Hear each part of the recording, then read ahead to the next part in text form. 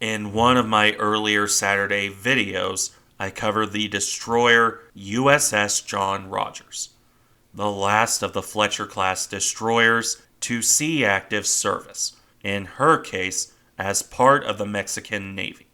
In today's video, we'll be looking at another old United States Navy ship in Mexican service. In this case, USS Steinaker, the last of the Gearings, or alternatively, the last of the Gearings to see active service. Much like Rodgers before her, this won't be a terribly long video. After all, it wasn't as if these ships got up to much fighting after their transfer to Mexico. Still, Steinaker is interesting because of just how long this ship actually lasted. I sincerely doubt anyone building the ship in the 1940s expected her to endure into the 21st century. After all, the ship was obsolete well before then. As for her builders, that was the Bethlehem Steel Corporation on Staten Island. They laid down a new destroyer on September 1st, 1944. With wartime construction speeds, it wouldn't take long for the ship to be completed.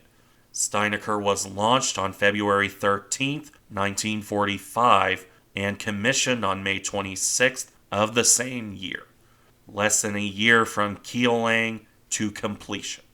As you can see, this ship was completed after the European theater of World War II had already come to an end, and after most of the Pacific War was done and over with as well. There wasn't much room for combat duty as a result. Even less so when Steinaker was used as a training ship after her sea trials finished up. That was what she did for 1945.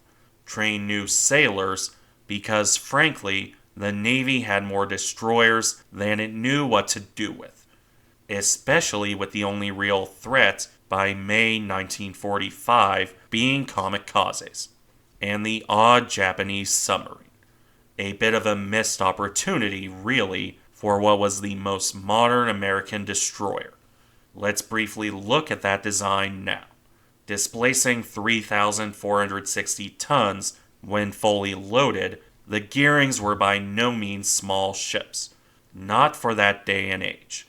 On a length of 390 feet, or 119 meters, and a beam of 41 feet, or 12 meters, they weren't small in that regard either. With that size, allowing for a much different layout compared to something like a Fletcher. The Gearings carried three twin 5-inch, 127mm gun mounts for their main battery, a super-firing pair on the bow and one on the stern, for a total of 6 barrels in all. The torpedo loadout, on the other hand, was more typical. 10 torpedo tubes and 2 quintuple mountings carried amidships, at least as designed. Steinaker, like other Gearings, replaced one set of tubes with additional anti-aircraft weaponry, leading to just 1 mount and 5 torpedoes. Past this point, weaponry was rounded off by depth charges and the usual swarm of 40mm and 20mm anti-aircraft weaponry, with the exact number varying on the ship and time period, as it often does. That just leaves the speed to round things off, with this coming out to just under 37 knots on 60,000 shaft horsepower through 2 shafts. And now we can return to service history, such as it is. As noted, Steinaker spent her first year in service primarily on training duty. Her service after 1945 wouldn't change much from that. As far as I've been able to find, the ship shifted to more typical peacetime duty. This would have involved training, of course, but the ship also deployed further from home. Steinaker alternated between the Atlantic and Mediterranean from 1947 through 1952. Her time serving with 6th Fleet in the Mediterranean specifically coming in 1947, 1949, 1950, 1951, and the start of 1952. Admittedly, the United States was fighting in Korea during the later portion of that period. However, for Steinaker, it might as well have been peacetime. The Korean War didn't exactly spread to the Mediterranean, to say the least. In any event, though, the destroyer went in for refit on July 1st, 1952, specifically for a role familiar to a ship like the second USS Laffey, a radar picket ship.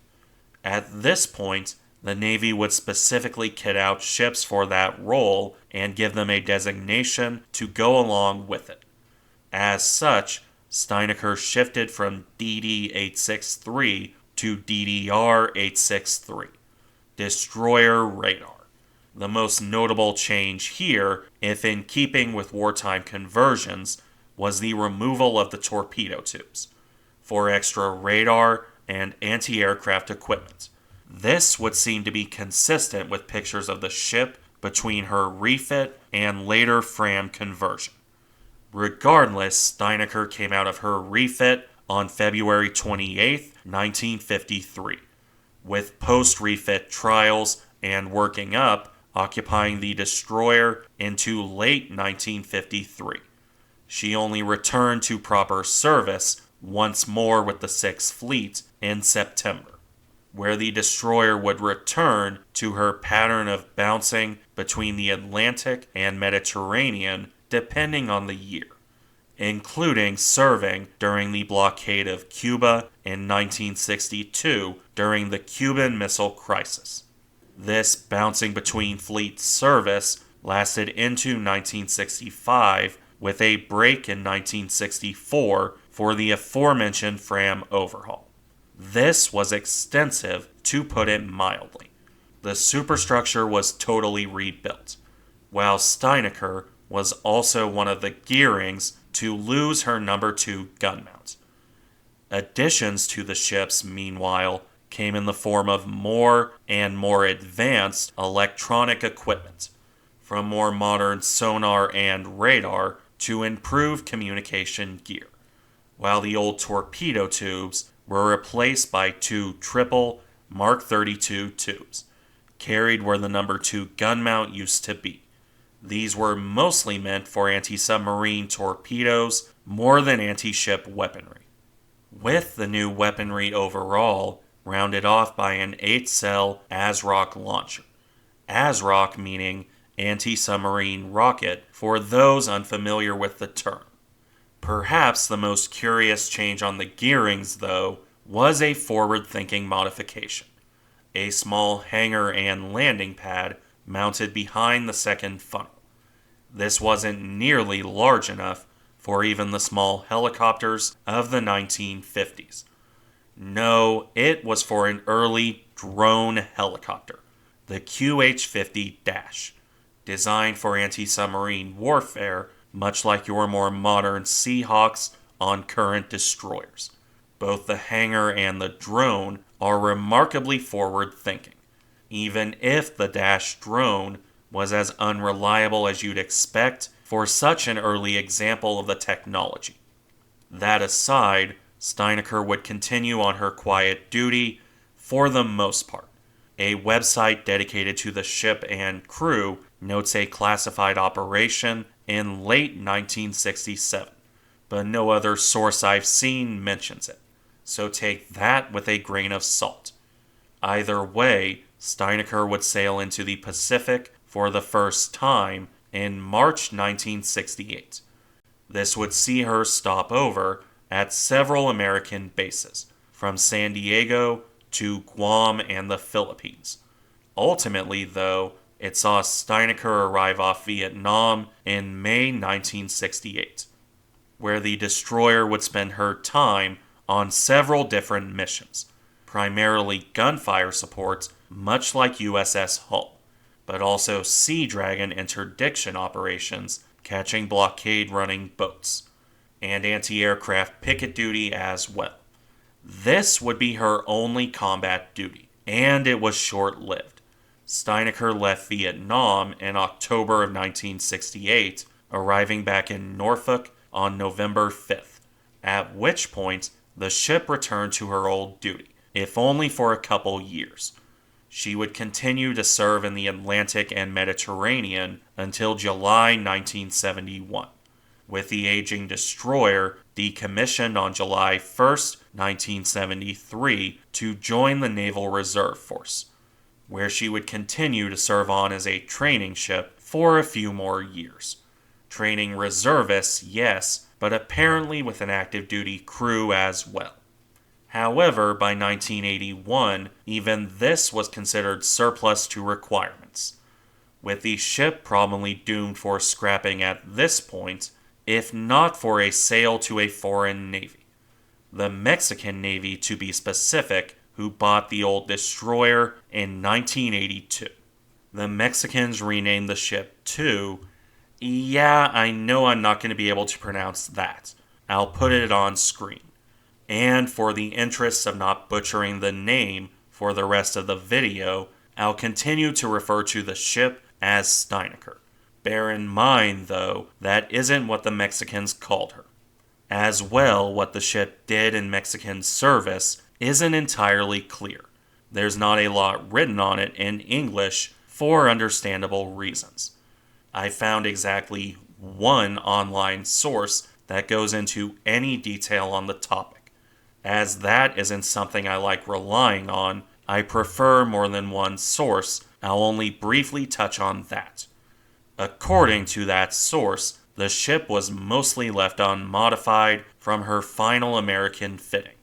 The Mexicans took good care of the ship's equipment, especially the guns, but the ship was mostly used for the war on drugs, to catch smugglers and other such things, with the ship evidently making yearly visits to San Diego, where old sailors were welcomed with open arms. If anyone visited the ship during those, I'd love to hear the story, or read it as the case may be. During the 1990s, the ship also apparently tested a Swedish 57mm autocannon, the SAK Mark II, fitted where the old No. 2 gun mount was once located. Ultimately, however, the ship was probably due for retirement soon after that testing, as the 1990s gave way to the 2000s and the 21st century. However, for various reasons, the ship remained in service as late as 2014, primarily for training, but also for catching drug runners. Even as her old power plant, no matter how lovingly cared for, began to fall apart.